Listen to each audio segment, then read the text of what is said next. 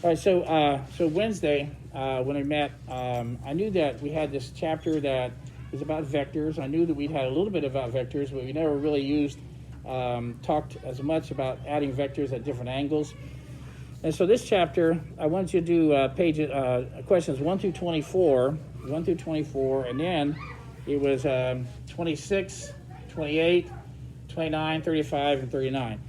Another thing I'll do for you is, before you turn them in tomorrow, I'll ask you, did you have any problems? I'll say, did you have any questions? I could help you out with a couple of them, and I want to do that too, okay?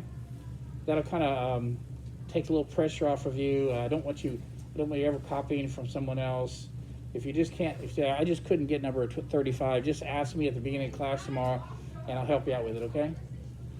Okay, some of my favorite questions are these, the think and rank. What they do there is they ask you to think about it conceptually and then rank them in like the highest to lowest or lowest to highest.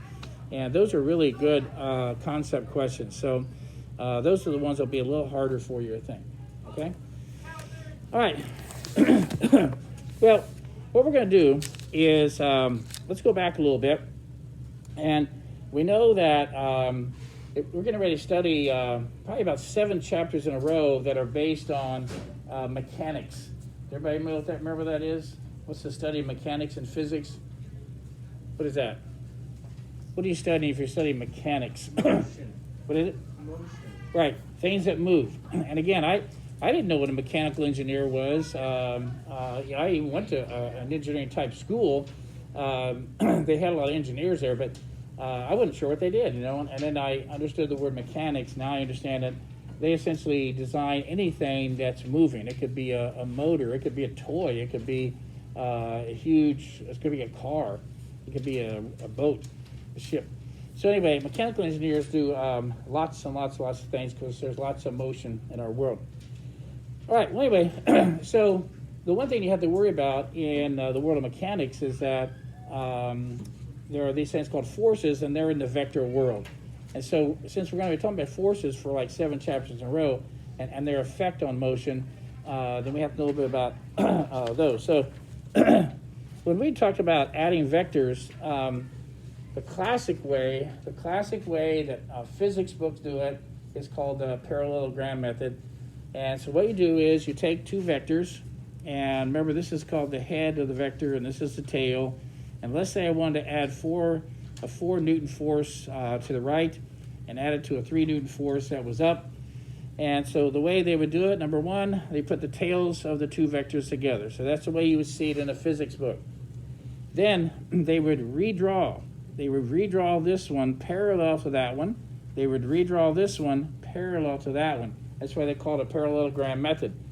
This happens to be a special kind of parallelogram called a rectangle, but you can have them at different angles, okay? Now, the resultant vector is the answer. So if somebody said in the vector world, what's 3 newtons up and 4 newtons to the right, you'd say the resultant vector is this one right here. I picked a really easy example. This one happens to be, use Pythagorean theorem, or the famous 3, 4, 5. This is going to be 5 newtons in that direction there. At about, what is that, anybody know the angle? In geometry class, they study the right triangles, and there's the 30, 60, 90 right triangle, right? And then they're into the 45, 45, 90. And what's the other one? It's the 3, 4, 5. This is the same ones they always ask on ACT questions and SAT questions. They don't make it like 3, 4, and 5, but what if I multiply all these numbers by 6? They might do the 18, 24, and what would this be? If you wanted to make sure you had a right triangle, let's say this was 18, this is 24, what would this be? Everybody. 30. Right, thank you. So anyway, they try to hide it a little bit, but if the ratio is 3, 4, 5, it's a right triangle. But one thing your geometry teachers probably don't do is they don't probably tell you what this angle is, do they? 37 degrees. Oh, how'd you do that? Okay. That's very fast. That's very good. Everybody get that? Anyway, I've seen people who have never even, didn't even graduate from high school, and they're out in the world building things. They might be building decks. They might be building additions onto your thing. And even when I was younger, I worked with some people, and they were building things. And like, how do you make sure that if you have a piece of wood coming out for a deck wood this way and this way, how do you know those are 90-degree angles? Well, you could carry this great big thing that piece out of metal. It's really flat. It's called a carpenter square, and you can stick it up next to those two pieces of wood, and then make sure they look square. You can do that. Or a lot of times you don't want to carry that around, so you just have a tape measure. And so what they would do is they would go here. For example, they might, here's the house and here's the deck you want to build, and you want to make sure that's a 90-degree angle. And so what they might do is they might come in about 4 feet here and from the end, and then they might go down about 3 feet here, and then they take their tape measure, and then they move the wood until it takes 5. And so you can have the 3, 4, 5 right triangle. They don't know the trigonometry of it. They just know that that's a 90-degree angle. And all I really need is a tape measure like that. Has anybody ever done that before? Like, let's say you're going to build a shed, and you have to build a platform for the shed to sit on top of. How do you make sure that the platform you make is 90-degree angles? You got a piece of wood, you got another piece of wood. How do you make sure that that's not a parallelogram? How'd you make sure? And same thing, just put a little piece of nail, put a nail, and you got your little sketcher. You put a nail in the corner here. You go like 3 feet here. You go like 4 feet here, and then take your tape measure. And if that's not 5, you wiggle it around a little bit. And once it gets to be 3, 4, 5, 3 foot, 4, 5 foot, then you put a brace there and said it don't move. Anyway, it's kind of neat how people have figured that out a long time ago. I put it out there. Okay, sorry. Okay. Now, so even though I picked a kind of a simple one, the 3, 4, 5, let's do another one where, let's say a person, and this is Nellie, and Nellie weighs 300 newtons, and so I do want to show you one method of adding vectors by using a scale drawing. So that's why I had you have a ruler the other day, and I'll get you one here in a minute. So let's pretend that I draw this to scale, and this is 300 newtons. Well, Nellie's sitting there hanging on to 2 pieces of rope or whatever, and the question is, how much tension is there in this rope?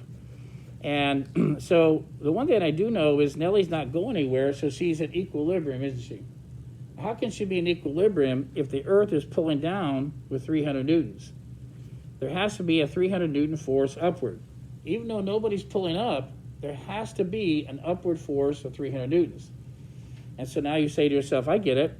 This vector plus that vector equals that vector. Isn't that right? And again, if we draw the 2 vectors together and then redraw that one, and then the diagonal is a resultant, we could actually use our ruler and do a scale drawing. I'm not trying to tell you there's not another way of doing it. I'm just saying you could do a scale drawing and kind of estimate what the force would be. And you had your hand up. Okay. So what do you think about the parallelogram method? And again, you're going to see that every picture the author uses, he wants to kind of be in line with other physics people, so he's going to do that method there.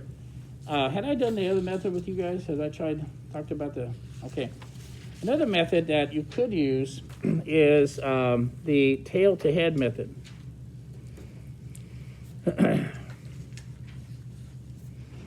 All right, I'll tell you what, since I didn't get that, can everybody go and just kind of go one at a time, go get a ruler, and we're going to use that today anyway. So let's everybody just take first row, then the second row, and then the third row. If you guys go get a ruler.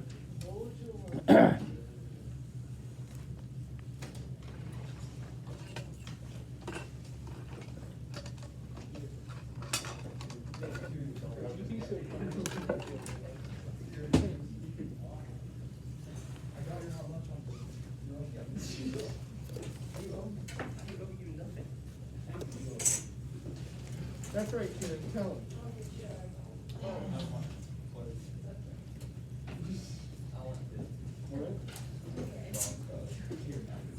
Oh, that's so nice of you, Roland.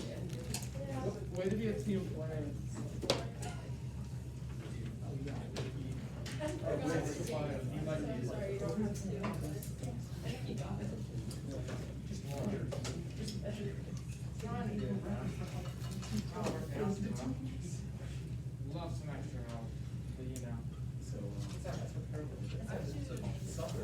simplify what we. Okay, now what I'm gonna do is, I'm gonna show you a method that you usually don't see in physics books, but if I'm gonna do a scale drawing, and I think I knew a lot of forces were involved here, I could actually use a scale drawing and figure this out.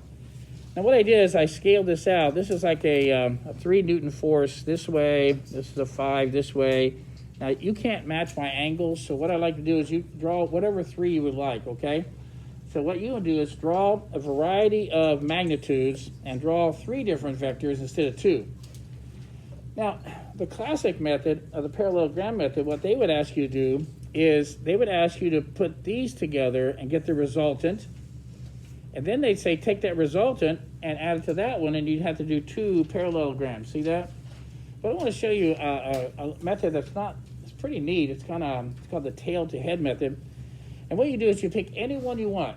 It doesn't, what's neat about it, I don't care what order you add these in, you're going to get the same answer, right? So pick one. Do you like the first one or second one or third? I don't care.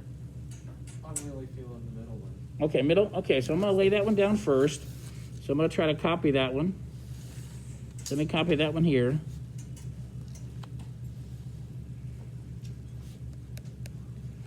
Okay, so here's my 5 Newton. Here's my 5 Newton force in that direction. Now, you get to pick. Pick the first one or the third one. Third one. Okay. Now what I'm gonna do is I'm gonna copy that one, and I'm gonna put the tail of the second vector onto the head of the first one. In the parallelogram method, don't the tails always go together? Well, I'm gonna do it differently. I'm gonna put the tail of the second one onto the head of the first one. Okay, now the last one is this one, and I'll put the tail of the third one onto the head of the first one. And again, you don't find this in a physics book. I just want to show you another way of doing it.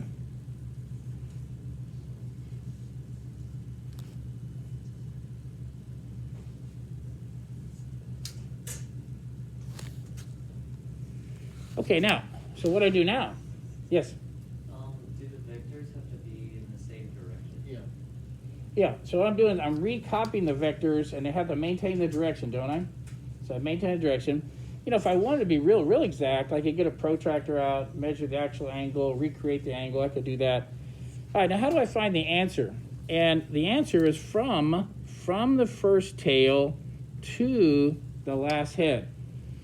Now, a lot of you will, because you've done triangles and something, you think I'm done when I draw a line here. I'm not going to draw a line. I'm drawing a vector. And so I'm going to have a dotted line here. This is my resultant vector. And I actually know what direction it's going in. See the arrowhead? So the arrowhead's going that way. So if something were to hit you with these 3 forces simultaneously, you wouldn't go in all 3 directions. You would go in a direction as if you were hit with a single force of about this much. So I'm going to take my ruler and kind of, since I'm doing a scale drawing, I'm not using mathematics, I'm just doing a scale drawing. And this is about 7.5, okay. So it looks like the answer is going to be about 7.5 newtons in that direction right there, okay? So my answer is going to be about 7.5 newtons in that direction, and no mathematics, just simply a scale drawing. Everybody see that? Now, why do I like this method? Number one, I can add more than 2 vectors at a time. I even like it when I add 2 vectors. If I want to add just 2 vectors, I like it because I only have to draw half of a parallelogram. And now, anyway, so I have to teach you the parallelogram method because every physics book uses it. But if you want to do something a little faster, you could go the tail to head method like that. What do you think? Any questions on that? Yes? So you figure it out by drawing to scale. Drawing what? You figure it out by drawing the vectors to scale. At this point, now, I'm not trying to tell you there's not a mathematical way of doing it. You get that? There certainly is. Your calculator will actually do it for you. But for right now, I want to show you, if you don't have a calculator, you know, how would you actually do this? Now, I want to, what I want to do here is, and this chapter is very short, so I don't want to spend a lot of time. I have some work for you to do anyway. When you're seeing this drawing like here, and we talked about this the other day, we have the thing that's going to be the most complicated for you is to remember that The rope itself is not the vector. I draw the arrow on the rope, but I don't draw, the rope itself is not the length of the vector. Did I get that? So how do I know, for example, how do I know how to finish off the parallelogram method here, okay? So what I do is I take this ruler and I just keep it parallel, and then I go until I hit where? Until I hit the top of that arrowhead right there. And that's how I draw that vector there. Now how do I draw this vector? I try to keep it parallel, and I hit the top of the vector here and I stop. And so that's how you draw that. And so your drawing will look something like this if you use the parallelogram method. Now remember, it's not the rope that's the vector, it's this right here. Everybody get that? So that's the tension in that rope, and this is the tension in that rope.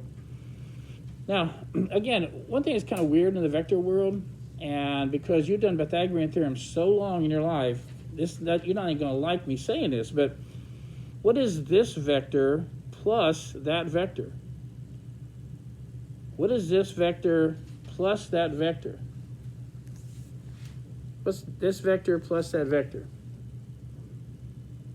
It's that one. It's that one. Again, in mathematics, you're thinking, no, if this was a right angle, it'd be this squared plus that squared equals that squared. I don't care what angle you're at. This vector plus that vector equals that vector. So anyway, the vector world is a little bit different, but once you get used to it, you start seeing things a little bit differently than you had before. All right. And the last thing I want to do, and this will finish this chapter, you can also figure out what happens if they're not symmetric. What if you don't hang equally from two things? What if you were to maybe shift your weight a little bit, and can you see what's happening here? Which rope is going to have more tension in it? Rope A or rope B? Which rope's going to have more tension in it? So let me look. And again, you take your ruler and go up here, and where do you stop? When you hit the, see, whatever the weight vector was, I had to redraw that up here, didn't I? And then I kept this here until I hit the top of the arrowhead.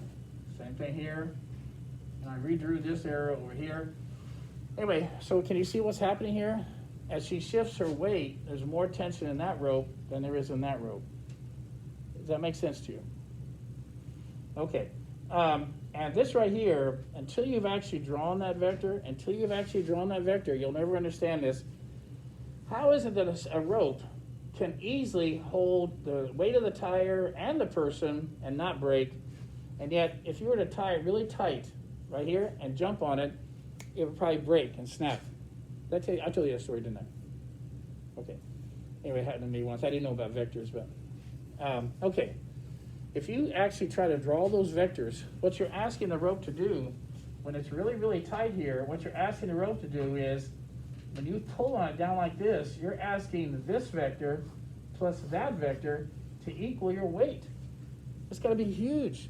These vectors have to be huge because they're going like this. That has to be huge to come back and equal your weight. So anyway, as soon as you, if you were to draw one of those and you said, oh, I'll try that. Let me try this situation where I put a weight vector here, and then here's the other one right here. And then I pull on the rope, and this vector here, whoa, and this vector here plus this one has to go way up there. It's huge. This vector is huge, way, way more than you weigh. Same thing when electric companies have power lines, they don't try to keep them tight. When the ones that go across the fields and things, they want them to sag. They cannot do this. You get ice and stuff on it, they'll snap immediately. Too much weight. So they want them to have a snag on it. I have a zip line in my backyard. I made for my grandkids and all that. And so the cable, I can't get it super tight. I don't want to get super, super tight. But as soon as somebody with a little bit of weight on it gets on there, when it gets about the middle, it'll snap, it won't. So it does sag just a little bit. All right, what do you think? Okay, now here's how I'm going to do this. We don't have a test on this until we get chapter 2, 3, and 4, but I don't want to emphasize chapter 2 too much on the test. So what I do is you'll have the homework assignment, and I know you're doing that at home, and I'm having something else for you to do. on a worksheet in class, but this one doesn't go home. This one doesn't go home. So work on it in class, and then tomorrow, if you don't get finished, I'll let you finish it tomorrow in class. And so I don't want you talking to anybody else. I just want you to work on it. I'm gonna walk around the room, and if you have a little trouble with this, just ask me, and I'll help you a little bit, okay? So this will be like a worksheet that you do in class. Yes. What is due tomorrow? All the questions for the Yeah, paper? but that's in the chapter. This is not, you don't take this home at all. Okay?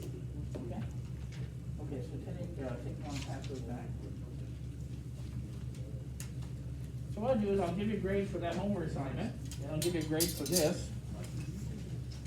And we have a little mini lesson tomorrow that I actually will start using a little bit of trigonometry with you. And that'll be the second half of the period tomorrow.